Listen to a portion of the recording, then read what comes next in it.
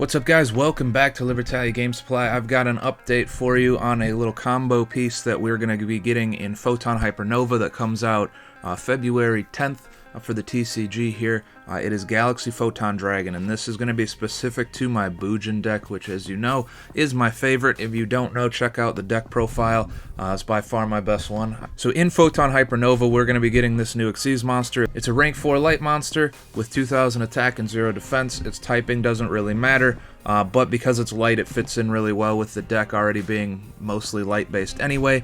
So what Galaxy Photon Dragon does is it's 2 level 4 monsters to summon. All other light monsters you control gain 500 attack, and you can only use each of the following effects of Galaxy Photon Dragon once per turn. You can attach one material from this card, take one Photon or Galaxy card from your deck and either add it to your hand or send it to the graveyard, and then its second effect is level manipulation, which isn't important to us because everything's a level 4 to begin with, but it can adjust levels to level 4 or level 8 when you special summon a light monster. Now, why this matters in a Bujin deck specifically is because it can search this card here, Photon Sanctuary. This is a pretty old card. It also only has a couple of printings. It was in a little tin as a secret rare originally, and then it got reprinted in those battle packs as commons or like starfoils or shatterfoils or something like that. And it's a pretty decent card for link summoning. It was thrown around as a possible tech in Bujins once we got that Ahashima Link monster. The problem is it's kind of a brick. The Link monster isn't super good if you're not specifically looking to summon it, and this wasn't a super reliable card to get a hold of, meaning it didn't really have a reliable way to search it. If you played multiples of it to make sure you saw it, you were going to see it more times than you could possibly use it or make use of it. So now having a very easily accessible extra deck monster that can search this directly to your hand and be used in that turn opens up a pretty big world of potential combo plays here. So if you don't know what Photon Sanctuary does, when you activate it, special summon 2 Photon tokens, Thunder, Light level 4 with 2000 attack and 0 defense in defense position. These tokens cannot attack or be used as synchro material monsters. You cannot summon other monsters the turn you activate this card except for light monsters. Now that restriction would suck, except every combo piece in our deck that is necessary for, say, like an F-Zero are light monsters, and so this restriction really does nothing to us. So I just wanted to take a quick look at the prices on some of this stuff. So Photon Sanctuary, as I said, only got really only 2 printings, and it was just printed in 2 rarities in Battle Pack 2. Everything's right around $6 to $8. You can get a nice secret rare copy for like $8. I've already ordered one for myself. I would say 1 is all you need because it's searchable, but a searchable extender in a pretty nice rarity for $8 is not that bad. You know, I would say just grab it if you're planning on playing really any light-based rank 4 deck, but Bujin specifically.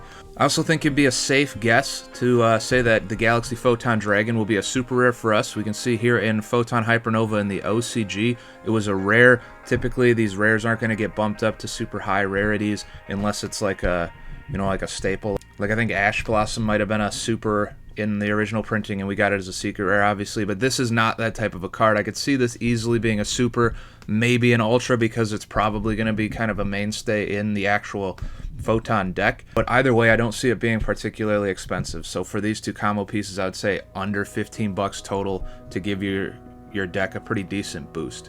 And so I want to show you why I'm pretty excited about these 2 cards being added into this deck.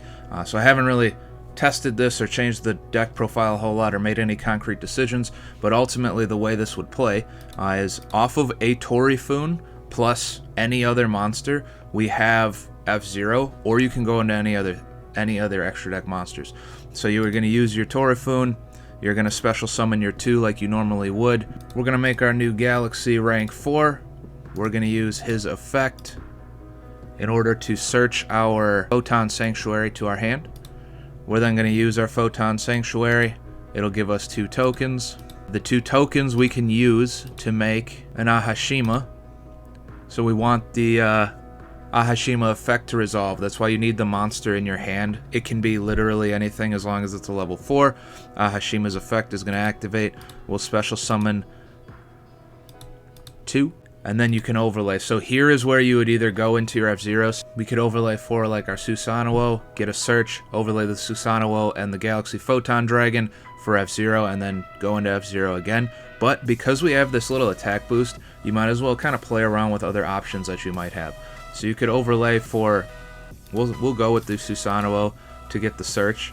We'll just pretend like we sent that off of Susanoo's effect activating. We'll get our search. What you search can be whatever. Let's say we grabbed a Haruko that I just sent to the graveyard by accident. So now we have a rank up option. If you rank this guy up, we'll say here, we'll banish him. And we'll rank up into a Kagutsuchi. So now Kagutsuchi will mill 5. That's 1. That's 2. And that's 3. So he's at 2,800 plus this 500 attack boost. Kagutsuchi now, and I would probably have tried to put it in the zone, but I don't use Dueling Book very often and can't work it well. In the zone, if he detaches one, you can pop some back row off of Ahishima's effect. He also would then have 2,800 attack off of his own attack boost, another 500 off of Galaxy Photon Dragon, so he's at 3,200, and he can detach to protect himself.